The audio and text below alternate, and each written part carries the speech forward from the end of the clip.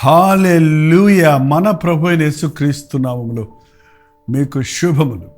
Good morning. మేల్కొన్నారా? 7 గంటలు అయిందండి. ఈ పాటికే మీరు కాలకృత్యాలు తీర్చుకొని దేవుని వాక్యాన్ని ధ్యానించి సిద్ధంగా ఉండవలసిన వారు. ఒకవేళ మీరు ఆలస్యంగా పడకలకు వెళ్తే అందరికీ అనుకూలంగా ఉంటుందని 7 గంటలకి అనుదిన ధ్యానం ఇస్తున్నాం. 6 గంటలకే ఫేస్బుక్లో కూడా అనుదిన మన్నా, 6:30కి కల్వరి దర్శనం మా మూవీస్ టీవీ కార్యక్రమం కూడా మీకు అందిస్తున్నాం. వాక్యాన్ని వినండి, వేకువనే దేవునితో సహవాసం చేయటం అలవరుచుకోనండి. ఒకవేళ మీరు ఇతర దేశాల్లో ఉంటే మీకు టెలివిజన్ ప్రోగ్రామ్స్ రావు, కానీ ఇదిగో సోషల్ మీడియా ఎక్కడున్నా మీకు అందుబాటులో ఉంది. ఇది ఏ సమయమైనా మీరు కొందరు మేల్కొని వాక్యాన్ని శ్రద్ధగా వింటున్నారు, కొందరు తదుపరి యూట్యూబ్లో లాగిన్ అయి మీరు వింటున్నారని తెలుస్తుంది. దాన్ని బట్టి ప్రభువును స్తుతిస్తున్నాను. రండి, మళ్ళీ వాళ్ళ పునరుద్ధానపు దినం ఆదివారం కదండి, మందిరాలకు వెళ్ళాలి కదా. చిన్న ప్రార్థన. పరిశుద్ధుడా, నీకు వందనములయ్యా. మా కొరకు తిరిగి లేచావని, మరణించి తిరిగి లేచావని, అపవాదిని జయించి, పాతాళాన్ని జయించి, నరకశక్తులను జయించి, పాపమును జయించి, పరిశుద్ధుడిగా మా కొరకు సజీవుడిగా ఉన్నావని, మమ్మల్ని అన్ని విషయాల్లో కాపాడగలిగిన దేవుడిగా ఉన్నావని నమ్ముతున్నాము.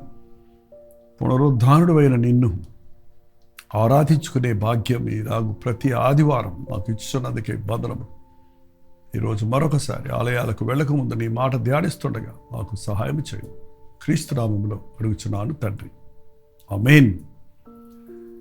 ఆదివారం కదండి, మందిరాలకు వెళ్తున్నారా? ప్రపంచవ్యాప్తంగా ఆదివారము సెలవు దినముగా ఉన్నది. అది దేవుని ఏర్పాటు. కొన్ని కంట్రీస్లో ఒకవేళ వేరే రోజు ఫ్రైడే కానీ మరి ఇతర రోజులు ఉండొచ్చు. ఏది ఏమైనప్పటికీ వారానికి ఒకరోజు దేవునితో గడపాలని, దేవునిని ఆరాధించుకోవాలని, దేవుని యందు ఆనందించాలని దేవుడు ఏర్పాటు చేస్తున్నాడు. దేవునిలో మనం విశ్రాంతి అంటే యూ హ్యావ్ టు రిలాక్స్. ఏంటండి, పనుల భారంతో, ఉద్యోగ భారంతో, ఈ లోకంలో అల్లజడులతో ఏమి ప్రయాసపడుతున్నావు రాత్రి పగలు. కనీసం ఒకరోజు నీ బాధలన్నీ తీర్చుకోవడానికి, దేవుడిచ్చే ఆనందం పొందుకోవడానికి, దేవుని చిత్తం ఎరగడానికి ప్రతి ఆదివారం ప్రభుత్వం గడపటం నేర్చుకోండి. మీ మందిరాల్లో ఒకప్పుడు ఒకే ఆరాధన ఉండేదండి. ఒక చర్చి పట్టే అంత మట్టుకే చదువులు ఉండేవారు, వేరే వేరే చర్చలు ఉన్నాయి. కానీ ఇప్పుడు ఎక్కువ మంది ప్రభువుని ఆరాధిస్తున్నట్టు కనబడుతుంది. మరి 2-3 సర్వీసులు పెడుతున్నారు. కొన్నిసార్లు అందరికీ ఎవరికి అనుకూలమైన సమయంలో వారికి పాస్టర్ గారు మీటింగ్లు పెట్టవలసి వస్తుంది అన్నది కూడా నేను గమనిస్తున్నా. కొందరు పొద్దున్న వస్తారు, కొందరు మధ్యాహ్నం వస్తారు, కొందరు సాయంకాలం వస్తారని. మరి మీరు ఎన్ని ఆరాధనలో పాల్గొంటున్నారో, ఒకవేళ మీ చర్చిలో 2-3 ఆరాధనలు ఉంటే అన్ని ఆరాధనల్లో పాల్గొనడానికి ఆశపడండి. ఎందుకంటే ఎంత సమయం దేవునితో గడిపినా మన తనివి తీరదండి. ఎంతో పరిశుద్ధాత్ముడు మనకు నేర్పిస్తాడు, ఆదరిస్తాడు, హెచ్చరిస్తాడు, ధైర్యపరుస్తాడు. ఆదివారం ప్రభువు దినమండి. ఎందుకంటే ఆదివారం ప్రభు పునరుద్ధానుడయ్యాడు. యేసు ప్రభు పునరుద్ధానుడైన తర్వాత అనేక మందికి కనపడ్డాడు. 13 వ్యత్యాసమైన స్థలాలలో 500కు పైగా మనుషులకు వ్యత్యాసమైన 13 అకేషన్స్లో ఆయన వారికి తాను కనుపరుచుకొని ఆయన సజీవుడని రూఢిపరుచుకున్నట్లుగా మనం పరిశుద్ధ గ్రంథంలో చదువుతున్నాం. మరి మీరు రూఢిపరుచుకున్నారా మన ప్రభు సజీవుడని? వారం రోజులు అయిపోయింది, ఈస్టర్ అయిపోయి, ఇంకా అది పాత కథలాగానే ఉందా? లేక ఈరోజు దేవునితో సహవాసం చేస్తూ సజీవుడైన క్రీస్తు మాటలు వినడానికి ఆశపడుతున్నారా? ఒకసారి యోహాను సువార్త 20వ అధ్యాయం 19వ వచనం చూస్తే, ఆదివారం సాయంకాలం శిష్యులు యూదులకు భయపడి తాము కూడి ఉన్న ఇంటి తలుపులు మూసుకొని ఉండగా, ఏంటండి, యేసుప్రభు పునరుద్ధానుడయ్యారు. ఆయన శరీరం సమాధిలో లేదు, రమాది రాయి దొర్లించబడి ఉంది. నేను ప్రభువును చూసితనని మగ్దలేని మరియ సాక్ష్యం ఇచ్చింది. మరి శిష్యులు వెళ్ళి చూసి వచ్చి ఖాళీగా ఉంది అని అన్నీ తెలుసుకున్న తర్వాత కూడా ఇంకా వారు యూదులకు భయపడుతున్నారు, దేవునికి భయపడతలేదు. అయ్యయ్యో, ఆ నేరస్తుడు అన్నాడు, మనము అదే శిక్షా విధిలో ఉన్నాము కదా, దేవునికి భయపడవా అని. దేవునికి భయపడేవారు మనుషులకు భయపడ్డండి. మనుషులకు భయపడేవారు దేవునికి పక్కన పెట్టేశాడని అర్థం. ఇంకా యూదులకు భయపడి ఇంటి తలుపులు వేసుకొని ఏడుచుకుంటూ కూర్చున్నారు, దిగులు పడుతూ కూర్చున్నారు. ఏంటి మా భవిష్యత్ అని. ఎంతోమంది ఈ రోజుల్లో కూడా ఆదివారం ఆలయానికి వెళ్ళొచ్చామంటారు, మళ్ళీ సాయంకాలం తలుపులు వేసుకొని మూవీలు చూసేవాళ్ళు, సీరియల్ చూసేవాళ్ళు, లేకపోతే మార్కెట్స్కి వెళ్ళేవాళ్ళు సమయాన్ని వృధా పరుచుకుంటున్నారు. ఆదివారం ఆలయంలోనే కాదండి, నీ ఇంటిలో కూడా దేవుడు నీతో మాట్లాడతాడు. నీ ఇంటికి రావాలని ఆశపడుతున్నాడు. ఆదివారం ఆలయాలకు వెళ్ళిన వాళ్ళందరిళ్ళకి ప్రభు హౌస్ విజిటింగ్కి పాస్టర్లు రాకపోయినా ప్రభువే ఒకేసారి అందరిళ్లలో ఉండగలిగినంత గొప్ప దేవుడు అంటాను కదా. ఆయన సన్నిధి నీకు తోడొచ్చును అని చెప్పాడు కదా. ఆ జక్కయ్యతో చూసిపోదామంటే నేడు నేను నీ ఇంట ఉండవలసి ఉంది అని చెప్పాడు కదా. ఈ ఇంటికి రక్షణ వచ్చింది అని చెప్పాడు కదా. మరి మీ ఇంటిలో రక్షణ వచ్చిందా? మీరు ఇంటిలో అందరూ దేవుని మందిరానికి వెళ్తున్నారా? ఒకళ్ళిద్దరు వెళ్తున్నారా? ప్రభువు దగ్గరికి వెళ్ళి వచ్చేటప్పుడు ఆయన సన్నిధిని మీరు తెచ్చుకుంటే, మీరు ఆదివారం సాయంత్రం మీ ఇంట్లో కుటుంబ ప్రార్థన పెట్టుకోండి. కొన్ని చర్చెస్లో కాటేజ్ మీటింగ్స్ ఉంటాయి, మా చర్చిలో అయితే స్ట్రీట్ మీటింగ్స్ ఉంటాయి. ఏదో ఒక చోటకు వెళ్ళి దేవుని మాటలు మరలా ధ్యానించడానికి, దేవుని ప్రేమను అనేకులకు ప్రకటించడానికి ఆదివారం అంతా మనం వాడుకోవాలి. అంతేగాని ఆదివారం ఆరాధన అయిపోయిన తర్వాత మనం మళ్ళీ లోకరీతిగా భయపడి, లోకానికి ఆకర్షితులమై, లోకానికి భయపడి, లోకానికి లొంగిపోయేవారిగా ఉండకూడదు. అలా ఉన్నప్పుడు ఏం చేశాడు ప్రభువు? యేసు వచ్చి మధ్యను నిలిచి మీకు సమాధానం కలుగునుగాక అన్నారు. తలుపులు మూసుండగానే ప్రభువు లోపలికి వచ్చి మీకు సమాధానము కలుగునుగాక, మీరు ఇంకా కలవరపడుతున్నారు, మీరు ఇంకా అవిశ్వాసంతో ఉన్నారు అని ఆయన తను తాను బయలుపరుచుకున్నాడు. ఇదిగో నా గాయాలు చూడండి అని తన చేతుల్ని, తన కాళ్ళను వారికి చూపించినప్పుడు చేతులు ప్రక్కన చూపగా శిష్యులు ప్రభువును చూచి సంతోషించారు, రూఢిపరుచుకున్నారు. ఎప్పుడు యేసు మరలా మీకు సమాధానము కలుగునుగాక అని, తండ్రి నన్ను పంపిన ప్రకారం మిమ్మల్ని పంపుచున్నాను అని చెప్పి ఆయన ఈ మాట చెప్పి వారి మీద ఊది పరిశుద్ధాత్మను పొందుడి అని చెప్పారు.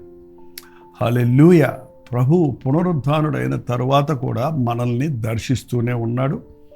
మనకొక పని పెడుతున్నాడు, మన కొరకు ఒక బాధ్యత కలిగి ఉన్నాడు. మనం సమాధానంగా ఉండాలి మొదటిగా. రెండవది, మనం పరిశుద్ధాత్మను పొందుకొని పరిశుద్ధాత్మ శక్తితో ప్రభు అయిన యేసుక్రీస్తుని గురించిన సాక్ష్యాన్ని సకల జనులకు చెప్పాలి. సకల జనుల ముందు మనం సాక్షులుగా నిలవాలి. ఆయన సువార్తను సర్వలోకమునకు వెళ్ళి సర్వ సృష్టికి ప్రకటించాలి. అంత గొప్ప బాధ్యత వారికి ఇచ్చి ఉన్నాడు. అయితే యేసు ప్రభు వచ్చినప్పుడు అక్కడ 10 మందే ఉన్నారు. యూదా ఇస్కరియోతు అప్పటికే ఉరిపెట్టుకొని చనిపోయాడు. తోమ ఎక్కడికి వెళ్ళాడో తెలియదు. మరి వారు వచ్చినప్పుడు 10 మందే ఉన్నారు. యేసు వచ్చినప్పుడు 12 మందిలో ఒకడైన దిదుమ అనబడిన తోమ వారితో లేకపోయాడు. ఒక్కరోజు చర్చి మిస్ అయితే ఏంటి? ఒక్కరోజు ప్రార్థనా సమయాన్ని నిర్లక్ష్య పెడితే ఏంటి అనుకుంటారా? ఇలాంటి గొప్ప అనుభూతులను, అనుభవాలను పోగొట్టుకుంటారు. ప్రభువు నిన్ను దర్శించిన కాలము నీవు ఎరుగకుంటివి అని యెరూషలేము కొరకు కొండ మీద కూర్చొని ప్రభువు ప్రలాపించినట్లు, ప్రభువు నీ దగ్గరకు వస్తున్నాడు, నీ ఇంటికి వస్తున్నాడు, తన వాక్యాన్ని నీకు పంపిస్తున్నాడు, తన శక్తిని నీకు ఇవ్వాలని, తన ఆత్మతో నిన్ను అభిషేకించాలని, నీకు సమాధానం కలుగజేయాలని, నీ అనుమానాలు తీర్చాలని ప్రభువు వస్తున్నాడు అండి మన దగ్గరికి. మనం మందిరానికి వెళ్ళకపోతే ఎలా? మందిరం జరుగుతున్నప్పుడు చాలామంది మందిరాలలో ఈ రోజున సెల్ ఫోన్లు పట్టుకొని వాళ్ళు వెనకాల కూర్చొని ఎక్కడో వంగి ఏదో బైబిల్ చూస్తున్నట్టుగా దేవుని వాక్యం వినకుండా కొద్ది క్షణాలైన పరధ్యానంతో ఉంటే నీకు అవసరమైన మాటను, దర్శనాన్ని పోగొట్టుకుంటాం. బైబిల్ మందిరంలోనికి వెళ్ళినప్పుడు మీరు మీ కన్నులు ఇటు అటు చూడక మీ ముందర సూటిగాను, మీ ముందర నేరుగాను చూడాలని సామెతల గ్రంథంలో ఉంది. బైబిల్లోకి వెళ్ళి మందిరంలోకి వెళ్ళి వాళ్ళని చూడటం వీళ్ళని చూడటం, అది చూడటం ఇది చూడటం కాదండి. యేసు వైపు చూడటం నేర్చుకోవాలి. పాస్టర్ల వైపు చూడకండి, ప్రభు వైపు చూడండి. ప్రభువు మనతో ఏం మాట సెలవిస్తాడా అని ఆశగనండి. దయచేసి ప్రార్థన అనగానే చాలామంది ఇది అందరూ కళ్ళు మూసుకుంటారు కాబట్టి మనం లేచి అల్లొచ్చు అని లేచి మందిరాల్లో నుంచి బయటకు వెళ్ళటం, ఆ సమయంలో రెస్ట్ రూమ్కి వెళ్తాం, ఆ సమయంలో టీ తాగి రావడానికి వెళ్తాం, ఆ సమయంలో ఎవరితోటో ఫోన్లో మాట్లాడతాం, ఇట్లాంటి దురభ్యాసాలను అనాలా అంతకంటే భయంకరమైన తప్పుడు పనులు మరొకటి లేవండి. దేవుని సన్నిధిని పక్కన పెట్టి నీవు లోకం వైపు లేక నీ అవసరతల కొరకు నువ్వు బయటికి వెళ్ళినప్పుడు ఆయన నా ముందు నుంచే దాటిపోతున్నాడు, నేను ఆయన్ని చూడలేకపోయానన్న యోబులాగా అనేక సార్లు నిన్ను ఆశీర్వదిస్తానికి నీ లైన్లోకి వచ్చేటప్పటికి నువ్వు అక్కడ లేకపోతే నీ ఆశీర్వాదాన్ని పోగొట్టుకుంటావు. 10 మందితో పాటు తోమా లేడు, మరి ఎక్కడికి వెళ్ళాడు, ఏ పని మీద వెళ్ళాడు, ఎక్కడికి వెళ్ళాడో తెలియదు. కానీ వీళ్ళందరూ వచ్చినట్టు చెప్పారు, తోమా మేము ప్రభువుని చూసాం, ప్రభు మన మధ్యలోకి వచ్చాడు, ఆయన సజీవుడయ్యాడు, ఆయన గాయాలు చూసాము అని వాళ్ళందరూ 10 మంది సంతోషంతో సాక్ష్యం ఇస్తుంటే ఈ తోమా ఏమన్నాడండి, అతడు నేను ఆయన చేతులలో మేకుల గుర్తులు చూచి నా వేలు ఆ మేకుల గుర్తుల్లో పెట్టి నా చెయ్యి ఆయన పక్కలో ఉంచితేనే కానీ నమ్మనండి. గొప్ప అనుభవాన్ని పోగొట్టుకోవటమే గాక అవిశ్వాసానికి చోటిచ్చాడు. మీరు ఎంతమంది చెప్పినా నా అంతటా నేను చూస్తే కానీ నమ్మను. ఇది మంచిదే ఒక విధంగా. ఎవరో చెప్పారని యేసుప్రభువు నమ్మటం కాదండి. మీ మట్టుకు మీరు యెహోవా ఉత్తముడని రుచి చూచి తెలుసుకోవాలి. యేసుప్రభు గొప్ప దేవుడంట, మంచి దేవుడంట, ప్రేమ లేని వాడంట, స్వస్థపరుస్తాడంట అంట అనే భక్తి కాదు. కానీ ఆయన నమ్మదగిన దేవుడని నేను ఎరుగుదును, ఆయన నన్ను స్వస్థపరిచాడు, ఆయన నన్ను క్షమించాడు, ఆయన నాకు విడుదలిచ్చాడు అని మనం చెప్పగలిగినట్లుగా ఉండినట్లు ప్రభువుతో ముఖాముఖిగా మనం ఎదుర్కోవాలి. అటువంటి సందర్భాలను మనం పోగొట్టుకోకూడదు. దేవాలయంలో మనం దేవుని బిడ్డలతో ఉన్నప్పుడు ప్రభు మన మధ్య ఉన్నాడు. మీరు ఒంటరిగా మీ గదిలోకి వెళ్ళి తలుపేసుకొని ప్రార్థన చేస్తున్నప్పుడు నీ ప్రార్థన వినే ప్రభు నీతో మాట్లాడటానికి ఊళ్ళూరుతూ ఉన్నాడు. అటువంటి అనుభవం కలిగి ఉండటం చాలా ముఖ్యమండి. సరే, 10 మంది నమ్మారు కదా, ఒకడు నమ్మకపోతే నాకేంటి అని అనుకున్నాడా ప్రభు? లేదు. 8 దినములైన తర్వాత ఆయన శిష్యులు మరల లోపల ఉన్నప్పుడు తోమా వారితో కూడా ఉండెను. తలుపులు మూయబడి ఉండగా యేసు వచ్చి వారి మధ్య నిలిచి మీకు సమాధానం కలుగునుగాక అని. 8 రోజులంటే తరువాతి ఆదివారం, ఈస్టర్ తర్వాత ఆదివారం, ఈరోజే కదండి ఈస్టర్ తర్వాత ఆదివారం. ఈ వారం రోజులు అతడు అవిశ్వాసంలోనే ఉన్నాడు. ఈ వారం అంతా కూడా అతన్ని ఎవరు కన్విన్స్ చేయలేకపోయారు. మరల ఈసారి ఆదివారం ఏ పని పెట్టుకోకుండా దేవుని సన్నిధిలో ఉన్నాడు, శిష్యులతో కలిసి ఉన్నాడు. చాలా ప్రాముఖ్యమండి. విశ్వాసులతో మనం ఉన్నప్పుడు దేవుడు మనతో మాట్లాడతాడు. దేవాలయంలో ఉన్నప్పుడు దేవుడు మనతో మాట్లాడతాడు. అవిశ్వాసులతో విజ్జోడిగా ఉన్నప్పుడు దేవుని స్వరాన్ని నువ్వు వినలేవు, పసిగట్టలేవు. దేవుని బిడ్డలతో సహవాసం చేయండి. ఆదివారం దేవుని సన్నిధిలో గడపండి. మళ్ళీ ఒక్క తోమా కోసం ప్రభు మరలా వచ్చాడు. మరలా వచ్చి వారిని ముట్టి మీకు సమాధానము కలుగునుగాక అని ఎంత చక్కగా, ఎంత ప్రేమగా అతన్ని కసురుకోకుండా, విసురుకోకుండా, అతని అవిశ్వాసాన్ని బట్టి తృణీకరించకుండా తోమాను చూచి నీ వేలు ఇటు చాచి నా చేతులు చూడుము, నీ చేయి చాచి నా ప్రక్కలో ఉంచుము, అవిశ్వాసివి కాక విశ్వాసివై ఉండుమని చెప్పాను. ఈరోజు ఇంకా మీలో ఎవరైనా అవిశ్వాసంతో ఉన్నారా? యేసుక్రీస్తు మరణ, శిలువ మరణ, పునరుద్ధానాలు ఇంకా నమ్మని వారిగా ఉన్నారా? ఆయన నిజదేవుడని, పునరుద్ధానుడని, సజీవుడని ఎరుగని వారిగానే ఉన్నారా? ప్రభువా, నిన్ను నీవు నిరూపించుకున్నట్లుగా నాకు దర్శనమియని నా మనస్సాక్షి నా జీవితంలో అంగీకరించినట్లు నీ గొప్పతనాన్ని చూపించమని అడగండి. ప్రభువా నీ మహిమను చూపించని అడగండి, నన్ను ముట్టు అని అడగండి. ఊరికే గంగిరెద్దులాగా నమ్ముతున్నాను అని తలోపటం కాదు, కానీ నమ్మితే అద్భుతం జరుగుతుంది. నమ్మకం లేకపోతే అడిగి తెలుసుకోండి ప్రభు దగ్గర. తోమరా, నా చేతుల్లో వేలు పెట్టి చూడు, నా డొక్కలో వేలు పెట్టి చూడు. అవిశ్వాసివి కాక విశ్వాసివై ఉండు. ప్రభు మన కోరేది అదే. అవిశ్వాసులుగా ఉండొద్దండి. క్రీస్తు బిడ్డలను చెబుతూనే అవిశ్వాసులుగా ఉంటున్నాం. చర్చికి వెళ్తున్నారు అంటున్నాం, కానీ అవిశ్వాసంతోనే ఉంటున్నాం. ఎన్నో విషయాలు నమ్ముతున్నాం, చూస్తున్నాం, గొప్ప కార్యాలు చేస్తున్నాడని వింటున్నాం, కానీ మన విషయం వచ్చేటప్పటికి నమ్మకం లేని వారిగా ఉంటున్నాం.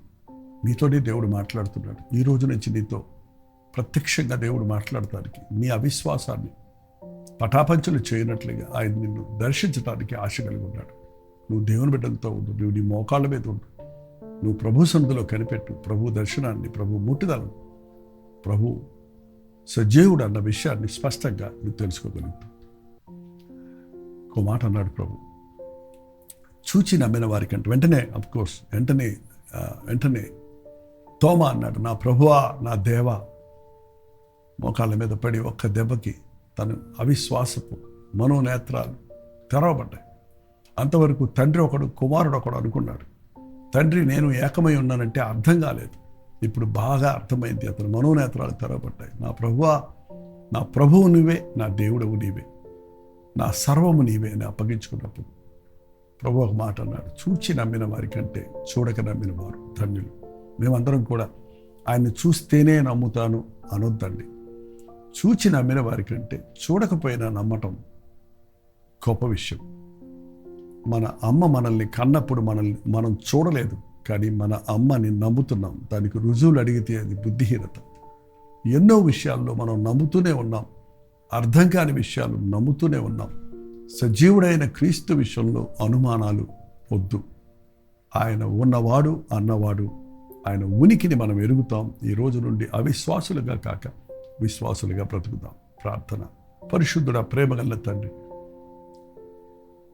ఒక్కసారి నాయన మమ్మల్ని చూడయ్యా. ఇంకా అవిశ్వాసులుగా మేము ఉండక, నా కోసమే నా ప్రభు సిలువలో మరణించాడని, తిరిగి లేచాడని, ఆయన పొందిన దెబ్బల ద్వారా నాకు స్వస్థత ఉందని, ఆయన చిందించిన రక్తము ద్వారా నాకు పాప క్షమాపణ ఉందని, పాపిగా నరకపాత్రుడైన నా కొరకు ప్రభు చేసిన యాగము ద్వారా పరలోక రాజ్యములో ప్రవేశించే భాగ్యాన్ని ప్రభు అనుగ్రహించాడని నమ్ముటకు, ఈ లోకములో ఉన్నప్పుడు నీ సమాధానము కలిగి ఉండుటకు, నీ పరిశుద్ధాత్మ శక్తిని పొంది లోకాన్ని, పాపాన్ని, సాతాన్ని జయించుటకు యేసే రక్షకుడన్న విషయాన్ని సర్వలోకములకు, సర్వ సృష్టికి ప్రకటించినట్లుగా నీ ఆత్మతో అభిషేకించబడుటకు, మా ఆలయాలలో పరిశుద్ధాత్మని కార్యాలు ఈ అంచెదినాలలో ముమ్మరముగా జరుగుటకు సహాయం చేయమని క్రీస్తునామములో అడుగుచున్నాను తండ్రి.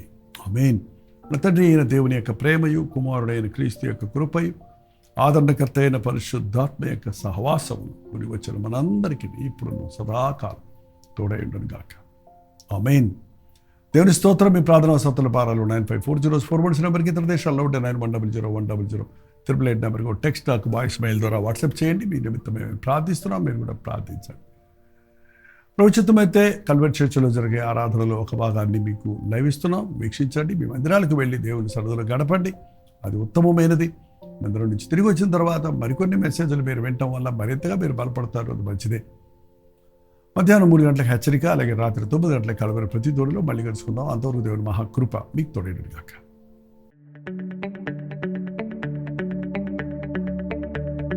హల్లెలూయా.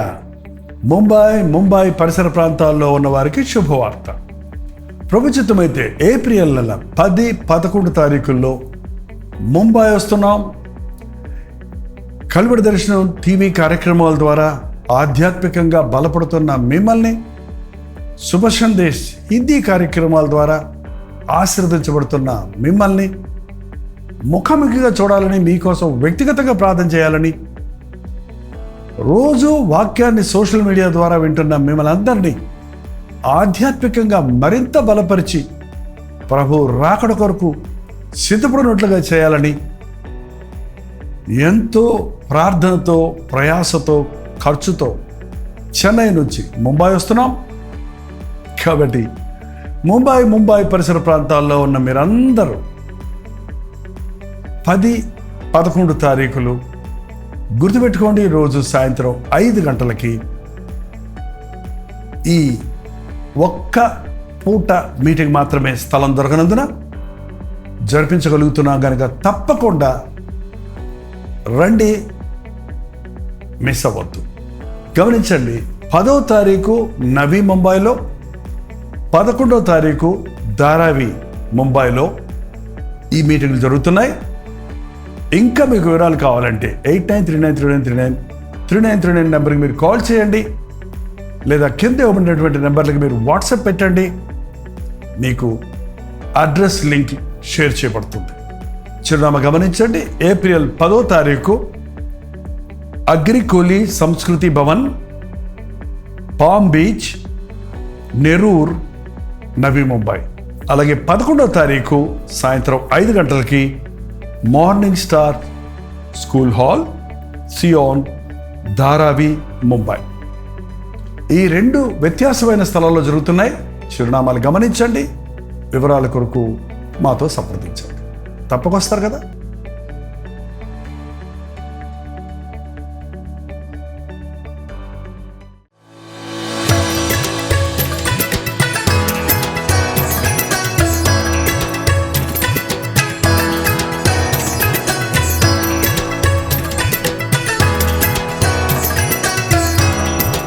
హల్లెలూయా. కలగట పరిసర ప్రాంతాల్లో ఉన్నవారికి, హౌరా ప్రాంతాల్లో ఉన్నవారికి శుభవార్త. ప్రపంచితమైతే ఈ ఏప్రిల్ నెల 17వ తారీఖు 18వ తారీఖు 2 రోజులు కలకత్తాలో మీటింగ్ జరిపించడానికి వస్తూ ఉన్నాం. మీరందరూ వస్తారని తెలుగు టీవీ కార్యక్రమాలు చూస్తున్నవారు, హిందీ కార్యక్రమాలులో వాక్యం వింటున్నవారు, ఆధ్యాత్మికంగా మిమ్మల్ని బలపరచడానికి, ముఖాముఖిగా మిమ్మల్ని కోసం ప్రార్థించడానికి చెన్నై నుంచి మేము కలగడ వస్తున్నాం. రండి, ఈ 2 మీటింగ్స్లోనూ పాల్గొని దైవాశీర్వాదాలు పొందండి. గమనించండి, ఏప్రిల్ 17వ తారీఖు సాయంత్రం 4 గంటల నుంచి 9:30 వరకు ఒక్క మీటింగ్ మాత్రమే ఉంటుంది. బెరక్పూర్లో ఈ మీటింగ్ ఉంటుంది. చిరునామా గమనించండి, assembly of Christ church, river side road, near cantonment, Barrackpore, Kolkata. ఇంకా ఈ విషయమై మీకు వివరాలు కావాలంటే 8939527527 అనే నెంబర్కి కాల్ చేయండి, లేక వాట్సాప్ పంపించండి. అలాగే ఏప్రిల్ 18వ తారీఖు 1 డే గెట్ టుగెదర్ను మీ కొరకు కలకటాలోని ధర్మశాలలో ఏర్పాటు చేస్తున్నాం. మధ్యాహ్నం 2 గంటల నుంచి 5 గంటల వరకు, అలాగే 6 గంటల నుంచి 9 గంటల వరకు 2 సెషన్స్ ఉంటాయి. తప్పకుండా హాజరవ్వండి. చిరునామా గమనించండి, Bible society of India, Dharamshala, Kolkata. ఇంకా ఈ విషయమై మీకు వివరాలు కావాలంటే 8939527527 అనే నెంబర్కి కాల్ చేయండి, లేక వాట్సాప్ పెట్టండి. అలాగే 8939393939 నెంబర్కి కూడా మీరు వాట్సాప్ ద్వారా తెలియచేయచ్చు. లింక్ మీకు పంపించడానికి మీరు సహకరించిన వారు అవుతారు. రండి, కుటుంబాలతో రండి, ప్రభునందు ఆనందిద్దాం, ప్రభు వాక్యాన్ని నేర్చుకుందాం. అన్నిటికంటే ముఖ్యంగా వాక్యం ద్వారా బలపడుతున్న మిమ్మల్ని ముఖాముఖిగా చూసి మీకోసం వ్యక్తిగతంగా ప్రార్థించడానికే మేము ఇంత దూరం మీ దగ్గరకు వస్తున్నాం. రండి, దేవుని సన్నిధిని అనుభవిద్దాం, ఆధ్యాత్మికంగా బలపడదాం. తప్పకొస్తారు కదా.